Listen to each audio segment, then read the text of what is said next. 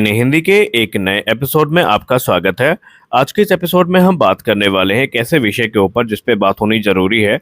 आपको पता है, जब भी एमका के ऊपर कोई रिपोर्ट सामने आती है या भारत के संभावित फिफ्थ जनरेशन फाइटर एयरक्राफ्ट को लेकर के ये खबरें सामने आती हैं कि इसमें किसी प्रकार की डिले हो सकती है, तो यहाँ पर एक डिबेट काफी ट्रिगर होती है कि भारत को अब अविलंब जो F-35 है, ये Su-57 फैलन जैसे एयरक्राफ्ट है, इन्हें तत्काल तौर पर खरीदना चाहिए क्योंकि चाइना पाकिस्तान को एफजीएफए से इक्विप कर रहा है। लेकिन क्या ये रियलिटी है? क्या वाकई चाइना के लिए इतना आसान है पाकिस्तान को फिफ्थ जनरेशन फाइटर एयरक्राफ्ट देना? और क्या Pakistan fifth generation fighter aircraft को प्राप्त करने वाला है 2026 से 27 तक? तो इसका जवाब है बिल्कुल भी नहीं। दरअसल चाइना का जो माउथपीस ग्लोबल टाइम है, वो जो क्लेम करता है, रियलिटी उससे बहुत दूर है। इससे पहले कि हम J-31 को डिस्कस करें, आप एक बार J-20 के डेवलपमेंट प्रोग्राम पर नजर डालेंगे तो आपको सारी सच्चाई पता चल जाएगी। चाइना भले ही J-20 को लेकर के खुद ये क्लेम करता है कि वो काफ़ी मैच्योर फाइटर एयरक्राफ्ट है और वो हर प्रकार की कंडीशन में ऑपरेट किया जा सकता है, और हाल ही में इस दावे को पुख्ता करने के लिए उन्होंने तकरीबन 10 की संख्या में जो J-20 फाइटर एयरक्राफ्ट हैं, इनकी फोटो भी पब्लिश करी थी। ये एक सैटेलाइट इमेज थी जो कि तिब्बत में कहा जा रहा था कि J-20 को पार्क किया गया है, लेकिन एक्सपर्ट्स ये मानते हैं कि इससे भी ये साबित नहीं होता कि जो J-20 है, इसका सस्टेन्ड ऑपरेशन इस समय वहाँ पर चल रहा है। दरअसल आपको बता दें कि तिब्बत ऑटोनोमस रीजन जो है, वहाँ पर इस एयरक्राफ्ट को डिप्लॉय किया गया था, लेकिन इसके पहले भी 2 अटेम्प्ट किए जा चुके हैं चाइना के द्वारा J-20 डिप्लॉयमेंट के, लेकिन वो पूरी तरीके से फेल रहे थे। और इसका श्रेय जाता है वहाँ की एडवर्स वेदर कंडीशन को, स्ट्रॉन्ग सरफेस विंड को और आइसी कोल्ड टेम्परेचर को। इसके अलावा रनवे में जो बर्फ जमने की घटना है, ये भी काफ़ी महत्वपूर्ण भूमिका वहाँ पर निभा रही थी। और यही कारण है कि चाइना लगातार J-20 की हाई एल्टीट्यूड कैपेबिलिटी को टेस्ट करने के लिए समय समय पर वहाँ पर इन एयरक्राफ्ट्स को डिप्लॉय करता रहा है। इसका मतलब ये नहीं है कि वो परमानेंट डिप्लॉयमेंट पे वहीं है।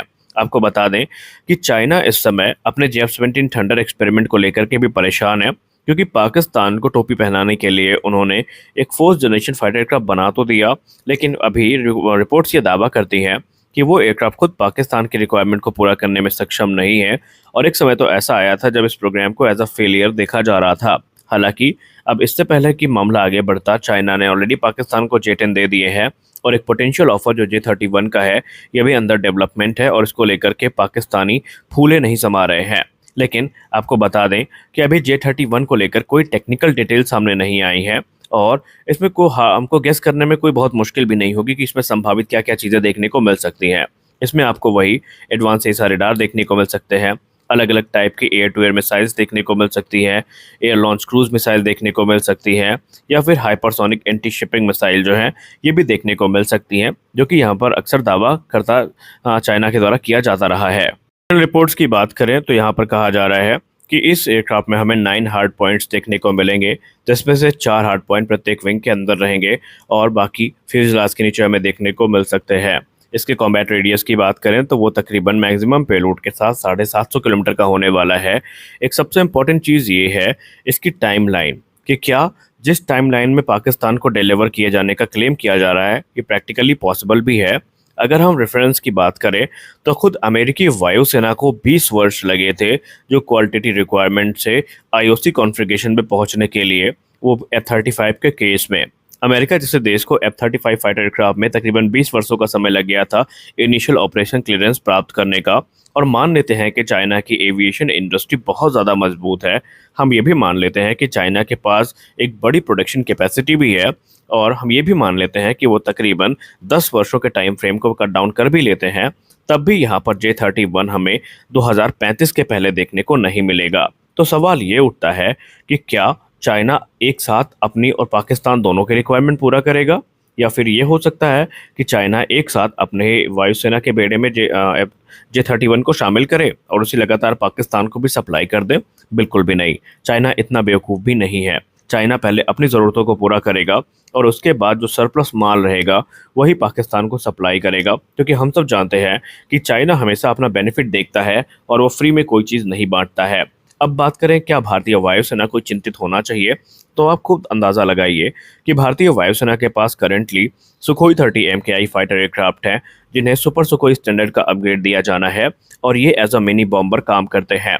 इनमें एक से एक घातक मिसाइल्स को इंटीग्रेट किया जाना है, जिसमें अस्त्र सीरीज की बीवीआर मिसाइल तो रुद्रम सीरीज की एंटी रेडिएशन मिसाइल भी शामिल है, जो कि हाइपरसोनिक स्पीड पर जाकर एनिमी को तबाह कर सकती है। तो वहीं भारतीय वायुसेना के पास सबसे एडवांस फाइटर्स के तौर पर इस समय राफेल F3R स्टैंडर्ड जो है वो इस समय ऑपरेशनल है, जिन्हें इंडिया स्पेसिफिक इन्हेंसमेंट्स मिल चुकी हैं। और रिपोर्ट्स की बात माने तो ये एयरक्राफ्ट इतने कैपेबल हैं कि सभी प्रकार के खतरों से निपट सकते हैं। इसमें आपको मीटियोर जैसी घातक मिसाइल्स देखने को मिल जाती हैं, स्कैल्प क्रूज मिसाइल देखने को मिल जाती हैं, और भी दूसरे जो इंडिजिनस वेपन सिस्टम है इनको इसमें इंटीग्रेट किया जा रहा है। वही भारत के पास जो कह सकते हैं ड्रैगन स्लेयर, जिसको हम MiG-29 के नाम से जानते हैं, ये भी ऑपरेशनल है। विराज 2000 भी है, और आने वाले भविष्य में लाइट कॉम्बैट एयरक्राफ्ट तेजस बड़ी संख्या में भारत को ज्वाइन करने वाले हैं। हालांकि ये जो टाइमलाइन है इंडक्शन की, इसको हम फिक्स तो नहीं कह सकते, क्योंकि ये अलग अलग चीज़ों पर निर्भर करेंगी। लेकिन सबसे इंपॉर्टेंट चीज़ ये है कि 2035 तक जब चाइना को J-31 मिलेंगे, तो ये वही टाइमलाइन होगी जब भारत को ऑलरेडी तेजस मार्क 2 फाइटर एयरक्राफ्ट एक उचित संख्या में मिल चुके होंगे, और एडवांस मीडियम कॉम्बैट एयरक्राफ्ट का जो मार्क 1 वेरिएंट है वो इस समय अंडर डेवलपमेंट है, और ये भी 2032 से 33 तक भारतीय वायुसेना को प्रदान कर दिया जाएगा। तो अब आप खुद बताइए, क्या वाकई भारतीय वायुसेना को पैनिक में आकर के FGFAs की ज़रूरत है? चलिए एक बार को हम ये भी मान लेते हैं कि ये सारी चीज़ें टाइमलाइन पर निर्भर करेंगी, लेकिन एक और प्रोग्राम को आप कैसे भूल सकते हैं जिस पे रिजल्ट या तो इस वर्ष के अंत तक आ सकता है, या तो अगले वर्ष तक ये फाइनलाइज हो सकता है, और वो होगा MRFA। MRFA के अंतर्गत 114 की संख्या में ऑलरेडी हम ऐसे एयरक्राफ्ट को खरीद रहे हैं जो कि नियर 5th जनरेशन होंगे, और इनमें प्रबल दावेदारों की बात करें तो अमेरिका का F-15EX और राफेल F4 स्टैंडर्ड आमने सामने होंगे, और ये दोनों aircraft 5th generation fighter aircraft को ईजिली टैकल कर सकते हैं, खासकर जब बात आती है J-31 जैसे फाइटर एयरक्राफ्ट की। तो यहाँ पर पैनिक हो करके भारत के सामने ऐसी कोई अर्जेंट नीड नहीं है कि Bharat 5th generation fighter aircraft को कैरी करे या फिर उनको खरीदे। ये बात अलग है कि रशिया शुरुआत से ही भारत को जो Su-57 फैलन प्रोग्राम है इसके लिए इनवाइट कर रहा है, और प्रो रशियन लॉबी जो है लगातार ऐसे तथ्य सामने रख रही है कि भारत को ज़रूरत है 5th जनरेशन फाइटर एयरक्राफ्ट की।